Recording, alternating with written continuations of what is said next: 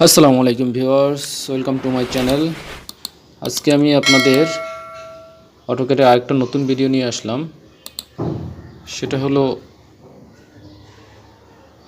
আমরা যখন ডাইমেনশন নেই, আমরা যখন মাপ নেই তখন অনেক ছোট হয়ে যায়। ওই মাপটা কিভাবে আসলে আমরা বড় করতে পারি, এটা নিয়ে আজকের ভিডিওটা। তো ওকে, তাহলে শুরু করা যাক। তো আমি প্রথমে একটা রেক্টেঙ্গুলার নেই। দেখেন, নেওয়ার পরে আমরা যদি এখানে থেকে এখানে ডাইমেনশনটা নেই, অনেক সময় ডাইমেনশন নেওয়ার সময় অনেক ছোট দেখেন, দেখা যাচ্ছে না, 23.436।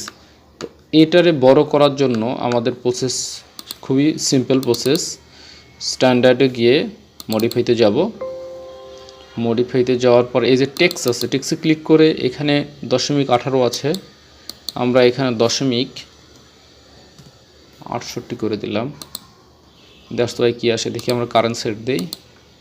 ওকে, দেখেন এটা কিন্তু বড় হয়ে গেছে, তাই না? এখন আমি যেটা যতগুলোই পরিমাপ নিব তার পরিমাপ দেখেন, যেগুলো যত পরিমাপ নিব তার পরিমাপটা কি হবে, বড়ই দেখা যাবে।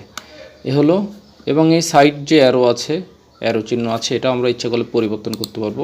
Process same. মডিফাইতে গিয়ে আমরা যদি এই যে লাইন অ্যান্ড সিম্পল অ্যারো, এখানে যদি আমি অ্যারো চেঞ্জ করে, এখানে অনেকগুলো আছে, আমরা এটা নিতে পারি, নিয়ে দেখি কি আসে। এটা ডট দেই,